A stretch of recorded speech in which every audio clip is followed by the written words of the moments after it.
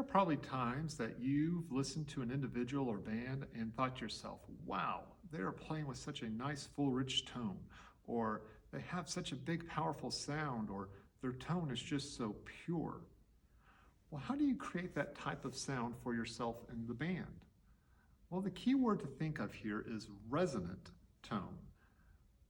You might have heard your band director say before in the past, hey guys, we need to resonate that just a little bit more, or we need to be playing with a more resonant sound. Well, what does it mean to make a tone resonate? Think of a church bell. When they make a church bell, they design it to resonate just one specific tone. However, if you're very close to it or you're listening very closely, once that main tone sounds, you can usually hear tones above it or over the top of it. Those are called overtones. So take a look at this chart. Okay, in this chart, you can see 6 notes. 1, 2, 3, 4, 5, and 6. Number 1 is a low concert E flat. When you play that low concert E flat, that fundamental low pitch, it should resonate or create the overtones 2, 3, 4, 5, and 6 that you can actually hear if you focus on it. Now, overtones are just tones that are generated above a played pitch, that fundamental, that are integral multiples of that fundamental tone. Now, if you're a brass player, you might recognize this from the harmonic series or partials. Or say if you're a trumpet player and you play a low C, you can also sound a G or a higher C without having to push any valves down. Low brass players, you could do a low B flat, change it to an F or a high B flat without moving any valves. French horns, you could do a low C and get an E and a G without having to move any valves. Now, clarinet players, if you look at note number 2, that low E flat, when you play that and add the register key, you get note number 6 out, that register study. So the register studies in the harmonic series relate back to the actual natural overtones that notes can produce. All notes can produce overtones. However, lower notes can resonate more overtones because they are lower. The higher you go, the less number of notes you can actually get to resonate, but all notes can resonate overtones. So take a look at the chart now. We're going to practice to listen for these different overtones. So what we're going to do is I'm going to be playing on my clarinet the low concert E flat along with the harmony director. That way it will resonate just a little bit more. Then in addition, I'm also on clarinet going to be playing note number 3, that concert B flat. Now we're going to do this 5 times, and what you want to listen for is both notes. But each time I'm going to be playing the number 3, the concert B flat, softer and softer and softer. So you have to work really hard to listen for that note. So this is the first step in training you to hear overtones. So let's do that little practice. So I'm going to keep this chart up and you're listening for number 1 and number 3, but number 3 is going to get softer each time. Here we go.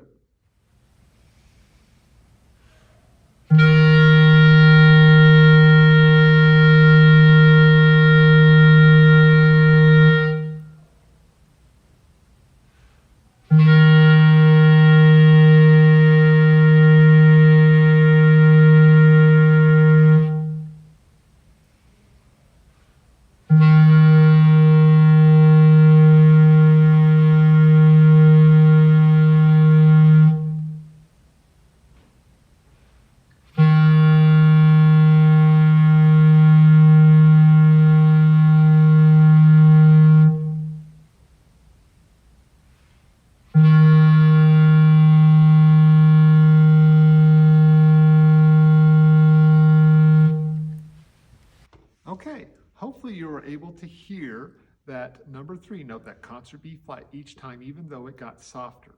If so, that's fantastic, because here's the secret. I stopped playing that high concert B flat the last 2 times.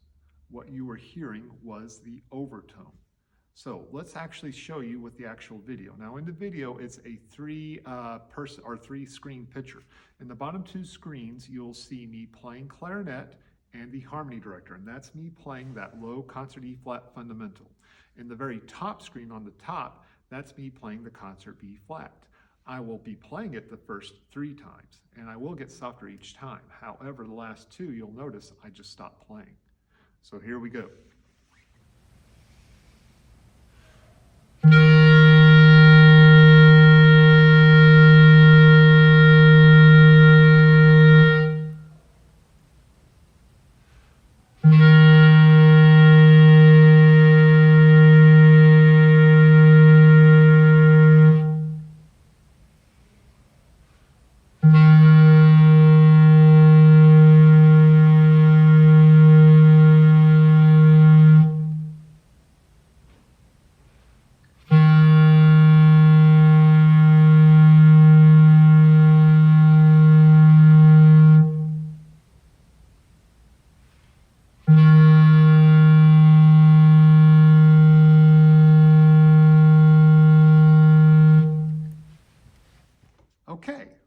you are again able to hear that concert B boy flat, number 3, again, even though I wasn't playing in the last two. Now we're going to do a different video. I'm not going to show you the video, but we're going to keep the chart up here. And this time I'll play the number 1 with the harmony director on clarinet, but now I'm going to do note number 5, that concert G. And again, I'll play it 5 times, each time softer. However, now you know the trick. The last two I'm not going to be playing.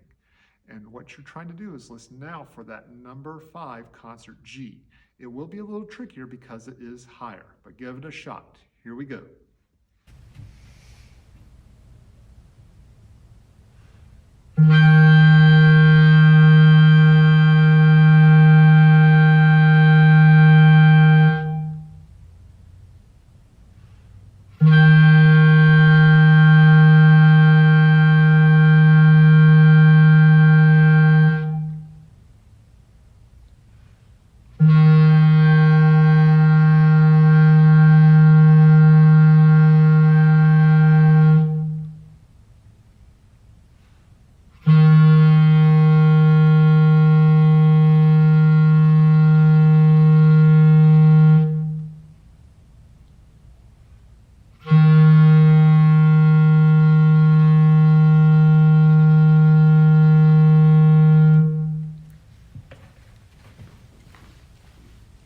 All right, again, I hope you guys were able to hear that concert G and concert B flat each time. Now, looking at this chart for one last time, what I want to point out to you guys is how those notes relate to a major chord. Look at that note number 1, that fundamental concert E flat. It would be the root of a major chord. Then the number 3 that we're able to resonate in here, the concert B flat, that would be the 5th of a major chord. And then the concert G, number 5, would be the 3rd of a major chord. So you can hear the pitch of the 3rd and 5th degrees in a chord through the overtone series for a particular note. Now this concept is going to be very important and useful when we come up to tuning harmony. So this will be for future knowledge. So keep this little trick in the back pocket and it will be very helpful for future things. Okay, now that you understand this concept of overtones, how can we use it to our advantage? Well, it's important to remember, number 1, that overtones won't resonate with a bad sound. So, in order to create resonant overtones on your own instrument, you need to know 6 key things, and they must occur by each individual musician so that we can achieve a good full band sound. Number 1, you've got to have good breath support. You've got to be taking deep, full breaths, starting in the stomach muscles, and you've got to be pushing with those stomach muscles to create a fast air support. It can't be stuck in your chest either. Number 2, you've got to sit with good posture and use good hand holding position. It really makes a difference how you sit and how you hold your instrument. Number 3, it's important for you to know how to produce a good characteristic full sound. What does it sound like when you're playing with a good characteristic clarinet tone or French horn tone or tuba tone? It's important that your sound, this is number 4, is beautiful and resonant at all times. So if you don't think it sounds beautiful to you, if you don't think it sounds beautiful, then it probably doesn't, and you're not going to get that resonant tone. Number 5, you must be in tune. It's impossible to accomplish a resonant tone without playing out of tune. So use those tuners and clips to your advantage. Let it be a guide, but not use it to just close your ears off either. Keep listening for sure. Now the last thing that you need to do is you need to know how to create a proper embouchure for all of your instruments. You've been taught well on how to do that. However, it's always good to check and refine that constantly. Now in your Google Classroom, I've got another chart for you to use to help check your embouchure properly. It shows all the different instruments in the band. And what we're doing is we're eliminating the instrument from your embouchure. Okay, so you're going to be playing with just your mouthpiece, or with just a head joint, or with the mouthpiece neck barrel, or just with a vocal, or maybe just the reed on its own. So if you're a flute player, on that top one right there, you should be able, on the head joint alone, should be able to sound a concert A perfectly in tune. So you would want to use that tuner and clip again. If it's sharp, then your embouchure is not sounding a perfect pitch, and it's going to be harder for you to play with a resonant tone. So you'll have to make adjustments to get that correct. For oboe players, if you're playing with just the reed alone, you should be able to play perfectly in tune a concert B. Now, that's dependent on being a good adjusted reed as well too. Bassoon players, if you use just your reed and vocal, you should be able to play perfectly in tune a concert C. And again, it's dependent on that reed being adjusted properly as well too. Now, clarinet players, using just the mouthpiece and barrel, you should be able to play a concert F sharp. Now, playing it a little sharp is preferred actually than playing it in tune. So if you play it and it sounds a little bit sharp, that's great. That's what we're looking for. If you play it and it sounds perfectly in tune, that's also fine. However, flat is absolutely unacceptable. Anything below perfectly in tune is not okay. You also have to be wary, though. I have had some players in the past too play it too sharp, so sharp that it sounds a concert G. If you're sounding a concert G, that is unacceptable as well too. So in tune F sharp, great. A little sharp, even better. Flat is unacceptable. So sharp it sounds a concert G is unacceptable. Bass clarinet players, if you play with just your barrel, neck and mouthpiece, then it should be able to sound a concert C sharp. Now this is very dependent on the model and the neck size. So if you're not sure, if it's not quite getting there, you might check with your director for some clarification.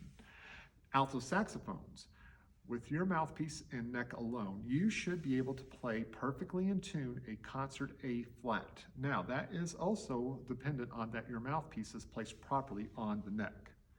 Tenor sax players, with your mouthpiece and neck, you should be able to sound a concert E, but the same, your mouthpiece must be placed properly on your neck. And then bari saxes, you should also be able to sound a concert E, but making sure that your mouthpiece is placed properly on the neck too. Now for all the brass players, you should be able to sound a buzz perfectly on any pitch. And it should be a full centered buzz. We should hear more buzz than air. If we hear more air, then that is not a good centered buzz. But using the clip and the tuner 2, you should be able to get that perfectly in tune for any note. And I recommend starting with a concert B flat, and that's what I have listed for all of you on your instrument notes too. So work to get a proper embouchure sound without the instrument. Once you do that, add the instrument back, and then the instrument will do its job. It will resonate that tone just like you want, a big, full, resonant tone. Now, please understand, guys, that this is a process. It's not a one and done. It will take time. Just like anything musical or band related, it's a journey. It's not a destination. But I hope that this concept of overtones and creating a resonant sound will really help you to improve your playing and thusly help improve the band's overall tone. So good luck to y'all and go after it. Thanks.